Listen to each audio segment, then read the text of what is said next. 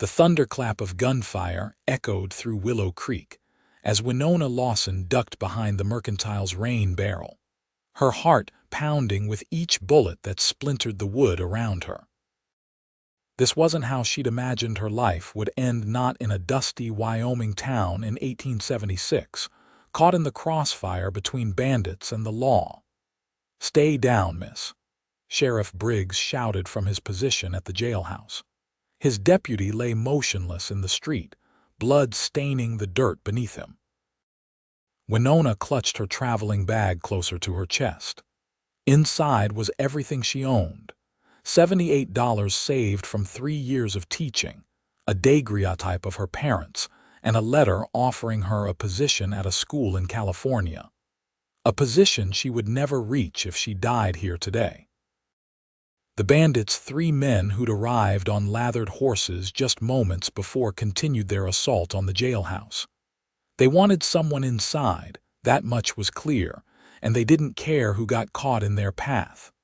"When I fire again, run for the stables," the sheriff called to her. Winona nodded, though her legs felt leaden with fear. The stables were 30 yards away, 30 yards of open ground with bullets flying. Still, it was her only chance. The sheriff unleashed a barrage of shots, and Winona bolted, her skirts hitched above her ankles as she ran faster than she ever had in her 22 years of life. A bullet whistled past her ear. Another kicked up dirt at her heels. The stable door seemed impossibly far. Then, like an apparition, a man on horseback thundered toward her from the direction of the livery. Without slowing, he leaned down, one strong arm extended. "Take my hand," he shouted. Instinct overrode fear. Winona reached up, felt his calloused palm close around hers, and suddenly she was being swung up behind him.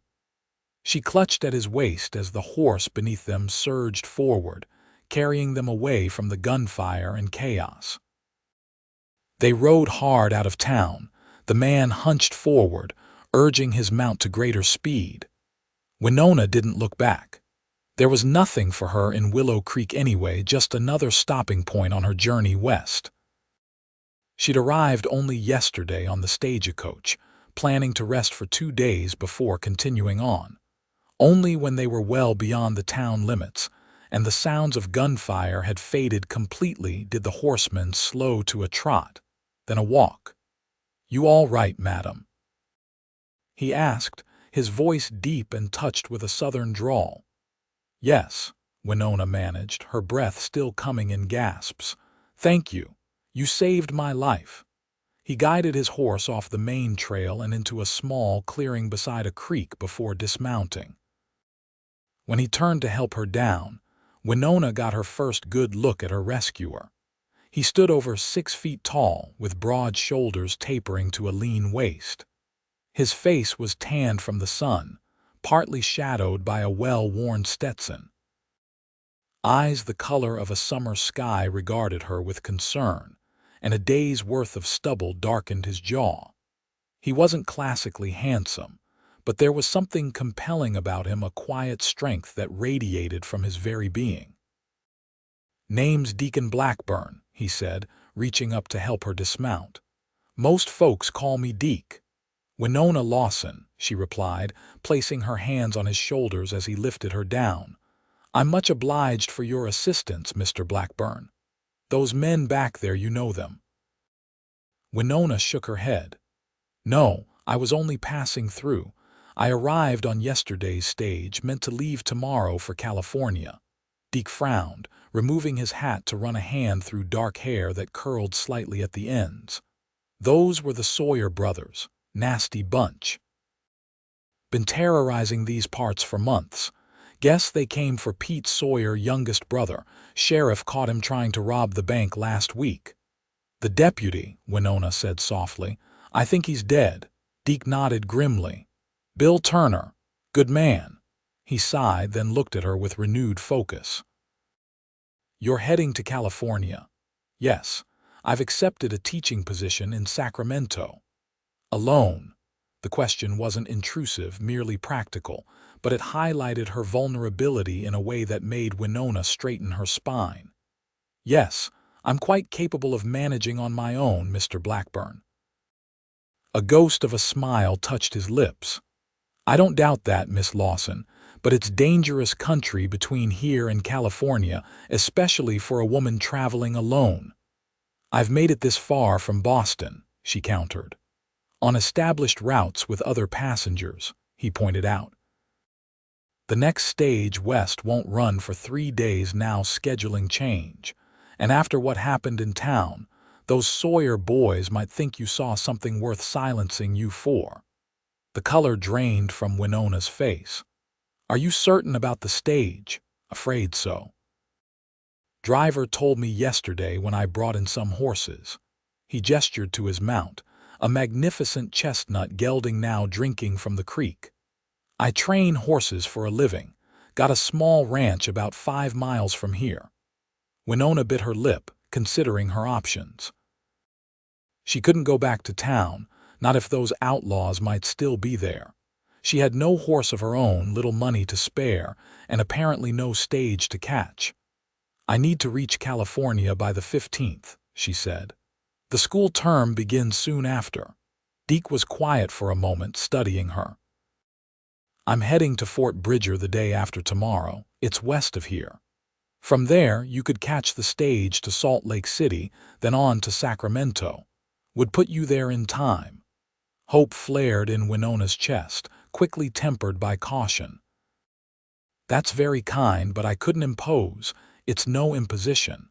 I've business there anyway, delivering horses to the army."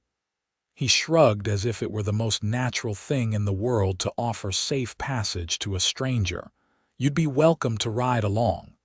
Winona hesitated. Her parents had raised her to be independent but cautious. Traveling with a man she'd just met went against everything she'd been taught about propriety. Yet what choice did she have? "I'll walk away quietly," she promised, "if we reach Fort Bridger and you find my company burdensome." Deke stepped closer, his expression serious. He took her hand in his touch gentle despite the calluses earned from years of working with horses. "Not alone," he said firmly. "Whatever happens, you won't face it alone. That's a promise, Miss Lawson." Something in his eyes, earnestness perhaps, or a fundamental decency, made Winona believe him. She nodded, and a strange feeling settled in her chest, like the first whisper of something important beginning. "Very well, Mr. Blackburn. I accept your offer." "Good," he said, releasing her hand. "We should move on. My place isn't far, and my housekeeper, Mrs. Abernathy, will be glad for female company." As they remounted and set off toward Deke's ranch, Winona couldn't help but wonder at the twist of fate that had thrown them together. Just that morning, she'd been a solitary figure on a predetermined path. Now, that path had veered wildly in an unexpected direction. She only hoped she wouldn't regret it. Deke's ranch was modest but well kept, a testament to its owner's character. The main house was constructed of sturdy logs with a wide porch wrapping around 2 sides.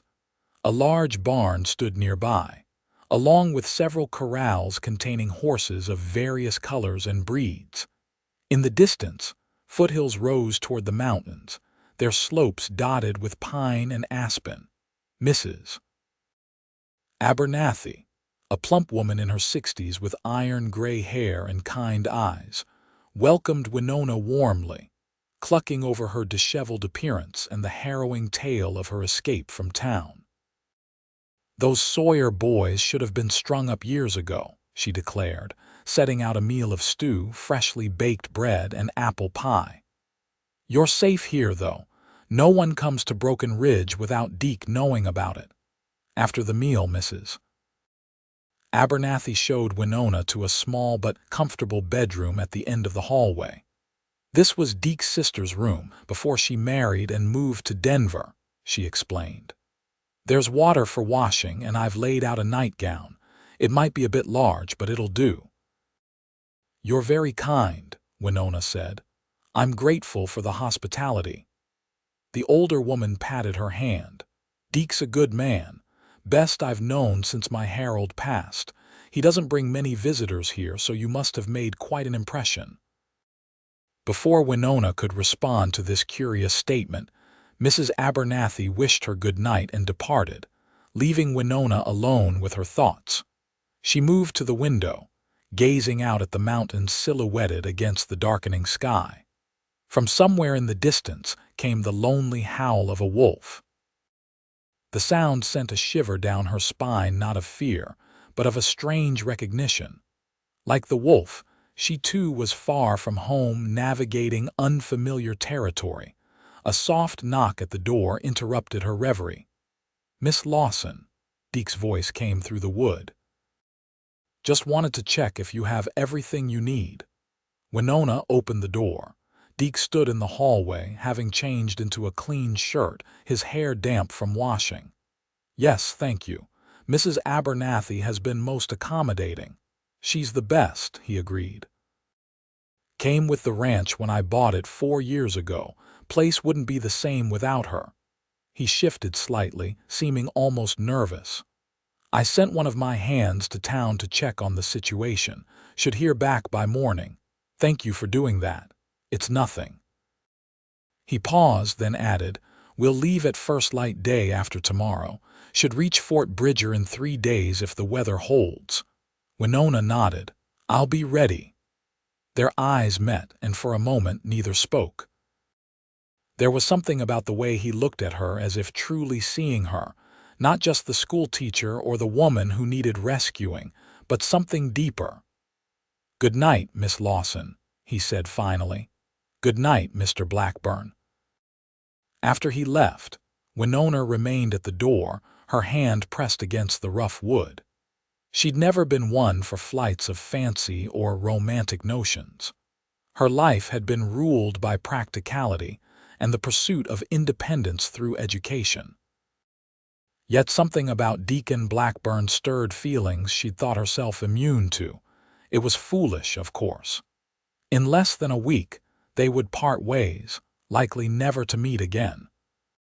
She would continue to California, he would return to his ranch, and this brief intersection of their lives would fade into memory. Still, as she prepared for bed, Winona couldn't help but wonder what the coming days might bring. The next morning dawned clear and bright. Winona dressed in her simplest traveling outfit, a navy blue skirt and white shirtwaist, and ventured downstairs to find Mrs. Abernathy preparing breakfast. "Deke's already out with the horses," the housekeeper informed her. "That man rises before the sun most days. Says he likes the quiet." Winona helped set the table, and they were just sitting down to eat when Deke entered, bringing with him the scent of horses and fresh air. He removed his hat, hanging it on a peg by the door. "Morning, ladies," he greeted them, washing his hands at the basin before joining them. "Ben got back an hour ago. The Sawyers left town after the shooting, but not before killing Sheriff Briggs. Army patrol's been notified, but they're 2 days out." "Poor Thomas Briggs," Mrs. Abernathy murmured. "His wife just had their 3rd child last month." Deke nodded grimly. "Town's formed a committee to elect a temporary sheriff. They'll need one now more than ever." He glanced at Winona. "Ben says folks were asking about the woman who got away. Seems the Sawyers are indeed interested in finding you." "But why?" Winona asked, her appetite suddenly gone. "I told you I didn't see anything of importance." "Doesn't matter. In their minds, you're a witness." Deke poured coffee for himself. "All the more reason to get you safely to Fort Bridger." After breakfast, Deke surprised Winona by asking if she'd like to see the ranch. "We'll be leaving early tomorrow. Might as well show you what's keeping me in Wyoming." They walked first to the barn, where Deke introduced her to his horses as if they were old friends. He spoke of each animal's personality and quirks with such fondness that Winona couldn't help but smile. "You truly love them," she observed as he stroked the nose of a beautiful black mare. "They're honest creatures," he replied. No pretense, no lies, just straightforward in their needs and affections. He glanced at her. Unlike people. You don't seem to think much of your fellow humans, Mr. Blackburn, he shrugged. War changes a man's perspective, makes him value truth and straightforwardness above all else. You fought in the war, she asked, though his age she guessed around 30 made it obvious. Confederate cavalry, he confirmed, his expression shuddering slightly. Not something I'm proud of anymore, but I was young and foolish, believed in the cause my father died for. Winona studied him. And now I believe in this land, these animals, and little else. He turned away, leading her toward a corral where several yearlings frolicked. What about you, Miss Lawson? What do you believe in? The question caught her off guard. I believe in education, she said after a moment, in its power to elevate and transform lives. That's why I became a teacher. Noble profession, he commented. Your parents must be proud. They were, Winona said softly. They died in a fire 3 years ago, our home in Boston. It was old, the wiring faulty. Deke's expression softened. I'm sorry, it's not easy being alone in the world. No, it isn't. She looked away toward the distant mountains. That's partly why I accepted the position in California. There was nothing left for me in Boston, too many memories. Running away, he asked, but there was no judgment in his tone. Perhaps, or perhaps just seeking a new beginning. They continued their tour, with Deke showing her the spring-fed creek that never ran dry, the small orchard his sister had planted before leaving, and finally, a ridge overlooking the entire property. The view was spectacular, rolling meadows giving way to forested foothills, all under a vast blue sky that seemed to go on forever. It's beautiful, Winona breathed. It is, Deke agreed. First time I saw it, I knew this was where I wanted to rebuild my life. They stood in comfortable silence for several minutes, the breeze carrying the scent of pine and wildflowers. Winona felt a peculiar sense of peace wash over her, something she hadn't experienced since before her parents' deaths. Thank you for showing me your home, she said eventually. Deke looked at her, and something in his gaze made her heart beat faster. Thank you for wanting to see it. That evening, after a hearty supper, Deke pulled out a battered checkerboard. Care for a game might help pass the time.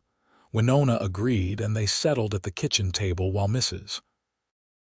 Abernathy knitted by the fire. The simple game evolved into a spirited competition, with Winona proving herself a worthy opponent. You play like you've got something to prove, Deke observed after she captured 3 of his pieces in a clever maneuver. Perhaps I do, she admitted. Women are often underestimated, especially in matters of strategy. Not by me, he assured her. My mother ran our plantation after my father died, kept it going through impossible odds until Sherman's march. She was the smartest person I ever knew. She sounds remarkable. She was. His voice held a note of pride tinged with old grief. Died of fever the year after the war ended.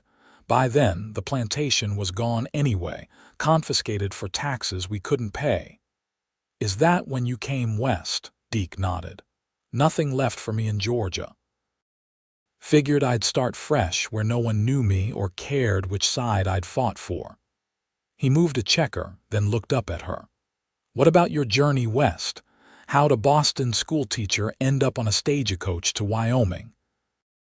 Winona told him about her parents, her teaching position at a girls' school in Boston, and the advertisement she'd seen for educators in the Western Territories.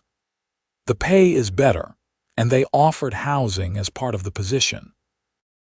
It seemed like an opportunity for adventure as well as a fresh start. Brave decision, Deke commented, not brave, necessary. She captured another of his pieces. After my parents died, I felt trapped. Teaching the same lessons to the same type of girls year after year, living in a tiny apartment, surrounded by people who knew me only as poor Miss Lawson. the orphan. She shook her head. I needed to go somewhere new where I could simply be myself. I understand that feeling all too well. Deke made his move, then leaned back in his chair. Crown me. Winona placed one checker atop another, making a king. Your ranch, your horses, they've given you that fresh start. They have. His eyes met hers across the table. Though sometimes I wonder if there's more I should be doing with my life. Such as, he shrugged. Don't rightly know, just a feeling that there's something else waiting, something I haven't found yet.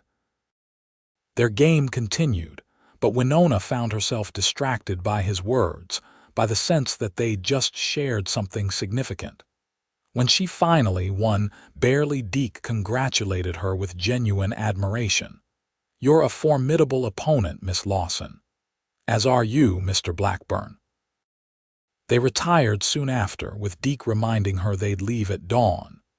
In her room, Winona packed her few belongings carefully, then sat on the edge of the bed, wondering at the strange turn her life had taken. 2 days ago, she'd been just another passenger on a stagecoach. Now she was preparing to travel across Wyoming with a man who'd saved her life. A former Confederate soldier who trained horses and played checkers with surprising intensity. A man who, despite his reserve, had shown her kindness and respect, and who made her feel things she'd never expected to feel again after dedicating herself to her career. It was foolish, she told herself. They were virtual strangers with different paths. In a few days, those paths would diverge, never to cross again. Yet as she lay down to sleep, Winona couldn't deny the small, persistent hope that perhaps their journey together wasn't destined to be so brief after all.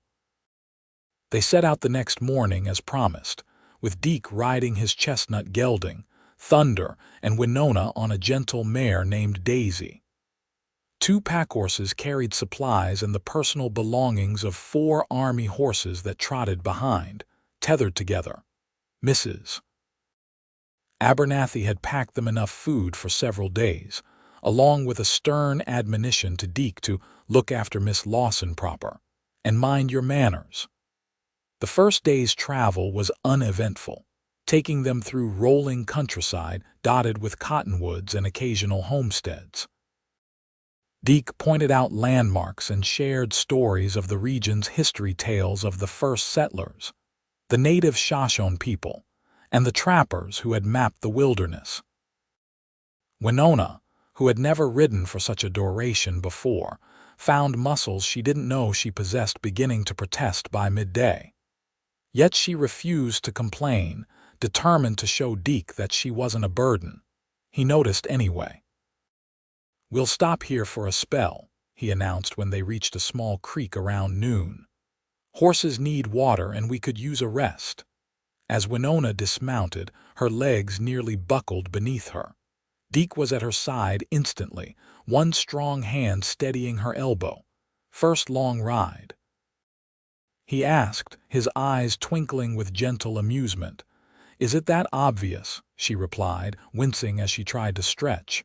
Only to someone who's seen it before. He led both their horses to the creek. Walk around a bit, it helps with the stiffness.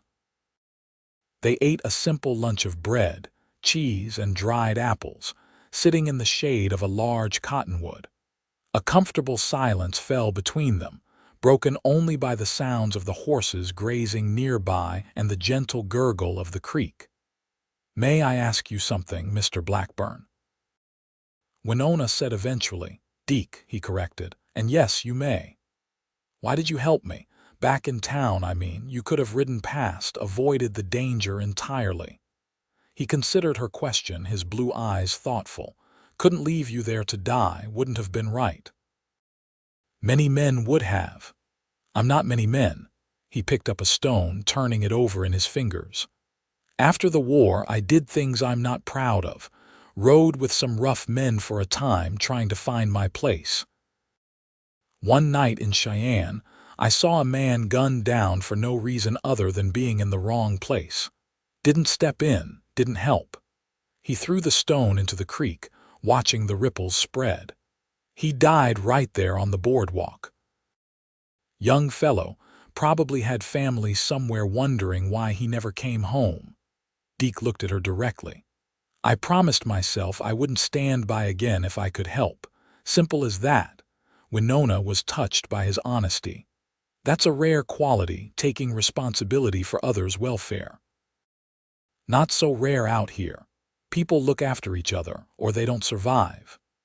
They continued their journey shortly after, with Deke showing Winona how to adjust her posture to minimize discomfort.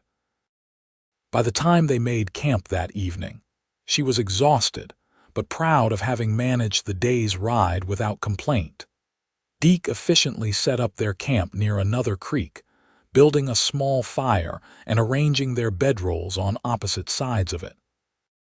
He prepared a simple but hearty stew, and they ate as twilight deepened into night, the first stars appearing overhead. It's beautiful, Winona said, gazing upward. I've never seen so many stars. City lights dim them, Deke replied, following her gaze. Out here, nothing gets between you and the heavens. It makes one feel rather insignificant, or part of something greater. He poked at the fire, sending sparks spiraling upward. My mother used to say the stars were windows through which God watched over us. That's a lovely thought. Winona pulled her blanket closer around her shoulders against the evening chill. My father was a professor of natural philosophy. He taught me the constellations, explained they were actually distant suns. Science and faith need not be enemies, Deke observed. The how and the why can exist together, each answering different questions. Winona looked at him with new appreciation. You're a philosopher, Mr. Blackburn, he chuckled.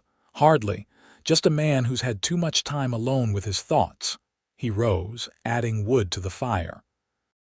We should get some rest. Long day tomorrow. Winona settled into her bedroll, watching Deke across the flames. He moved with the easy confidence of a man accustomed to the wilderness, checking on the horses one last time before returning to the fire. Good night, Miss Lawson, he said, lying down on his own bedroll. Good night, Mr. Blackburn. She paused, then added softly, Deke. In the firelight, she thought she saw him smile. The next day brought changes in both weather and terrain.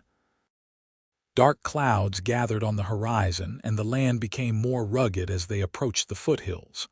By mid-morning, a fine drizzle had begun to fall. There's a line shack about 3 hours ahead, Deke informed her. Belongs to a rancher I know. We can shelter there if this weather worsens. Winona nodded gratefully, already feeling the damp seeping through her cloak. The temperature had dropped, and her hands were growing numb despite her gloves. 2 hours later, the drizzle had become a steady downpour, and thunder rumbled in the distance. Deke led them off the main trail and up a narrower path that wound through a stand of pines. Beyond the trees stood a small cabin, rough-hewn but solid. Wait here, Deke said, dismounting. He approached cautiously, hand near his holstered pistol, and circled the structure before returning. Empty. Let's get inside before this storm really hits. The cabin was simple, one room with a stone fireplace, a crude table with 2 chairs, and a narrow cot against one wall. Deke quickly built a fire while Winona tended to the horses in the lean-to at the back of the cabin. By the time she returned, soaked despite her cloak, the fire was crackling merrily, casting welcome warmth throughout the small space. You're shivering, Deke observed, concern evident in his voice. There are some old blankets in that trunk. They'll be musty but dry. Winona found the blankets and wrapped one around her shoulders. Outside, the storm increased in intensity, rain lashing against the single window, thunder crashing overhead. Looks like we'll be here a while, Deke said, hanging his wet coat near the fire. His shirt was damp as well, clinging to broad shoulders. He ran a hand through his wet hair, pushing it back from his forehead. Hungry. They shared a meal of jerky, hardtack, and dried fruit, supplemented by coffee Deke brewed over the fire. The simple food tasted like a feast in the warm shelter with the storm raging outside. "Tell me about California," Deke said as they sipped their coffee. "What are you hoping to find there?" Winona considered the question. "Purpose, I suppose. A place where I'm needed." "You don't think you could find that here?" "In Wyoming territory, perhaps," she admitted. "But I signed a contract. I gave my word." Deke nodded slowly. "Integrity. Another rare quality these days. Not so rare in present company," she countered. Their eyes met across the small space, and something electric passed between them. Winona looked away first, suddenly aware of their isolation, the intimacy of the cabin and the single cot against the wall. As if reading her thoughts, Deke said, "You take the cot. I'll sleep by the fire." "That hardly seems fair. This detour was for my benefit. Nonetheless, it's the proper thing." The storm continued into the evening with no sign of abating. They played cards to pass the time, using matches as betting chips. Winona proved as adept at poker as she had been at checkers, much to Deke's amusement. "Where did a Boston schoolteacher learn to play cards like that?" he asked after she won her third hand in a row. "My father believed in a well-rounded education," she replied with a smile. "He taught mathematics at Harvard, said poker was an excellent lesson in probability and human psychology." "Smart man, he was." Her smile faded slightly. "He would have liked you, I think." "High praise indeed." Deke shuffled the cards, one more hand before turning in. As the night deepened, the storm finally began to subside, rain softening to a gentle patter on the roof. They prepared for sleep, Deke insisting Winona take the cot while he made a pallet near the fire. Lying in the darkness, listening to the rain and the occasional crackle of the fire, Winona found herself acutely aware of Deke's presence just a few feet away. There was something profoundly intimate about sharing this small space, about the trust implicit in their arrangement. "Deke," she whispered, uncertain if he was still awake. "Yes." His voice came immediately, suggesting he too had been lying awake. "Thank you, not just for today, but for everything since Willow Creek." There was a pause before he replied. "You're welcome, Winona." It was the first time he'd used her given name, and the sound of it in his deep voice sent an unexpected thrill through her. She said nothing more, but lay awake for a long time afterward, her thoughts in turmoil. The following morning dawned clear and cool, the storm having washed the world clean. They set out early, both somewhat subdued after their night in close quarters. The shared intimacy had shifted something between them, creating an awareness that hadn't been there before. They rode in companionable silence for much of the morning, the terrain growing increasingly mountainous. By midday, they had reached a high ridge overlooking a broad valley. "Fort Bridger lies beyond those hills," Deke said, pointing to the distance. "We should reach it by sundown." Winona felt a strange pang at his words. Their journey was nearing its end, and soon they would part ways, she to continue westward, he to return to his ranch. "I've enjoyed traveling with you," she said softly. Deke looked at her, his expression unreadable. "As have I." They continued on, descending into the valley. As they rode, Deke pointed out landmarks and shared stories of the area's history. Winona found herself memorizing every detail, knowing these memories would have to sustain her in the days to come. Late in the afternoon, as they forded a shallow river, Winona's mare suddenly shied at something in the water. The sudden movement caught her off guard, and she lost her balance, tumbling sideways into the cold current. The water wasn't deep, but the shock of it stole her breath. Before she could fully register what had happened, strong hands were pulling her upright. Deke had dismounted in an instant and waded to her side. "Are you hurt?" he asked, his voice tight with concern. "Just my pride," she gasped, water streaming from her clothes. Relief flooded his features, followed quickly by something else, a heat in his gaze that had nothing to do with concern. Their faces were inches apart, his hand still gripping her arms. For one breathless moment, Winona thought he might kiss her. She found herself hoping he would. Instead, he helped her to the shore, where he quickly built a small fire to dry her clothes. They remained there for over an hour, Winona wrapped in a blanket while her dress and petticoats dried on improvised racks near the flames. They spoke little during this time, but something had shifted again between them. The attraction that had been simmering beneath the surface now felt impossible to ignore. When they finally resumed their journey, Fort Bridger was visible in the distance, a collection of buildings surrounded by a wooden palisade, the American flag fluttering above. "We'll arrive after the stage office has closed," Deke said. "There's an inn where you can stay tonight." "Stage West leaves tomorrow at noon." Winona nodded, trying to ignore the hollowness spreading in her chest. Tomorrow she would continue her journey, leaving Deke behind. It was what she had planned all along, what she had worked toward for months, so why did it suddenly feel so wrong? They were greeted at Fort Bridger by the quartermaster, who had been expecting Deke and the horses. While he dealt with the paperwork and payment, Winona waited, feeling oddly bereft without Deke at her side. The inn was comfortable enough, with clean rooms and a dining area serving decent food. Deke arranged for separate rooms, then joined Winona for dinner. "I confirmed the stage schedule," he said as they ate. "It leaves at noon, arrives in Salt Lake City in 3 days. From there, you can connect to the line to Sacramento. Thank you for checking." Winona pushed her food around her plate, her appetite diminished. "Will you return to your ranch tomorrow?"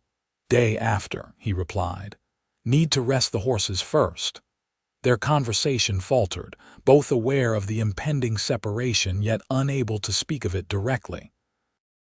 After dinner, they walked briefly around the fort, the evening air cool and fragrant with pine. "I should retire," Winona said finally, stopping outside her room. "It's been a long day," Deke nodded. "Of course. I'll see you in the morning." She hesitated, wanting to say more but unsure what words could possibly express the tumult of her emotions. "Good night, Deke." "Good night, Winona." In her room, Winona sat on the edge of the bed, staring at her packed traveling bag. Tomorrow she would board the stagecoach and continue to California, to the job she had accepted, the future she had planned. Yet all she could think about was Deke, his quiet strength, his kindness, the way he looked at her as if truly seeing her. In just a few days, he had become more important to her than she could have imagined possible. But what could come of it? Her life was in California now. His was in Wyoming. They were from different worlds with different paths. Sleep eluded her for hours as she wrestled with these thoughts, torn between the future she had chosen and the unexpected feelings that had blindsided her completely. Morning came too quickly. Winona dressed with care, choosing her best traveling outfit. At breakfast, Deke was already waiting, his expression guarded. "I'll walk you to the stage office," he offered after they had eaten. The office was busy, travelers coming and going, luggage being loaded onto waiting coaches. Deke purchased her ticket, brushing aside her attempts to pay. "Consider it my parting gift," he said. They stood awkwardly outside the office, the noon stage being prepared nearby. Passengers were already boarding, a porter calling for final departures. "I suppose this is goodbye," Winona said, her voice barely steady. Deke nodded, his jaw tight. "Safe travels, Miss Lawson." The formality stung, a deliberate step back from the closeness they had shared. Winona felt tears threatening and blinked them away. "Thank you for everything, Mr. Blackburn." She turned toward the stage, each step feeling heavier than the last. This was what she wanted, what she had planned. A new beginning in California. Independence. Purpose. So why did it feel like she was making the biggest mistake of her life? Last call for the noon stage to Salt Lake City, the porter shouted. Winona reached the coach, one hand on the door. She looked back, finding Deke still standing where she had left him, watching her with an intensity that took her breath away. In that moment, clarity struck her like lightning. She had been running not toward a new beginning, but away from pain, away from the risk of caring for someone again after losing her parents. She had chosen safety over the possibility of love, but Deke had shown her another way. He too had lost everything, had known grief and disillusionment. Yet he had built something new, had found the courage to care again. "Miss, are you boarding?" the porter asked. Winona took a deep breath. "I'll walk away quietly," she said, her voice carrying across the distance between them. Deke strode toward her, purpose in every step. When he reached her, he took her hand in his blue eyes burning with emotion. "Not alone," he said firmly. "Not if I have any say in it." The world seemed to still around them, the noise of the fort fading away. There was only Deke, his hand warm around hers, his gaze holding promises she hadn't dared to hope for. "I don't want to go," she whispered. "Not anymore." "Then stay."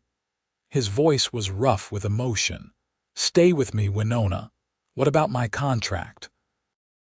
"The school in California, they'll find another teacher." He stepped closer.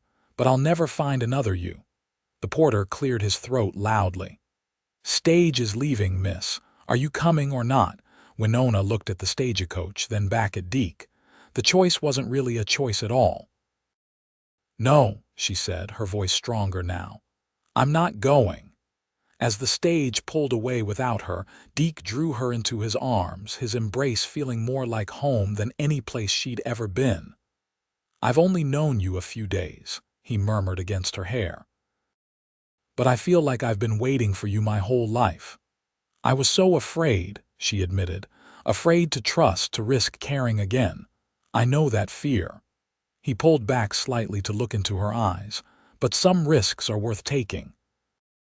When he kissed her, it felt like both an ending and a beginning, the end of loneliness, the start of something beautiful and unexpected. They were married 3 weeks later in the small church in Willow Creek, with Mrs. Abernathy beaming in the front pew. The town had a new sheriff by then, and the Sawyer brothers had been captured by an army patrol, ending their reign of terror. Winona sent a letter of apology to the school in Sacramento, explaining her change of plans. They replied with disappointment but understanding, and even suggested she might consider opening a school near Broken Ridge, where educational opportunities were scarce. It was an idea that took root quickly. By the following spring, Winona had established a small schoolhouse on their property, teaching the children of neighboring ranches and homesteads. Deke built a proper home for them beside the original ranch house, with windows facing the mountains and shelves for the books they both loved. In the years that followed, they built a life neither had imagined possible. Deke with his horses, which gained renown throughout the territory, and Winona with her school, which grew along with their family. Their 2 daughters and son grew up surrounded by books and animals, learning both academics and the practical skills of ranch life. On their 10th anniversary, they returned to the ridge where Deke had first shown Winona the view of his ranch. The land below had changed: more buildings, more corrals, orchards now mature and productive, but the mountains remained eternal, watching over all they had built together. "You ever regret it?" Deke asked, his arm around her waist. "Not going to California?" Winona leaned into him, thinking of the life they had created, the challenges they had faced together, the joy they had found in each other and their children. "Never," she said softly. "Not for a single moment." He pulled her closer, his kiss as tender as the first they had shared outside the stagecoach office a decade earlier. "I'm glad you didn't walk away quietly," he murmured against her lips. Winona smiled, remembering the words that had changed the course of her life. "And I'm glad you wouldn't let me go alone." Together, they watched the sun set over the land that had become their home, grateful for the twist of fate that had brought them together and the courage that had kept them that way.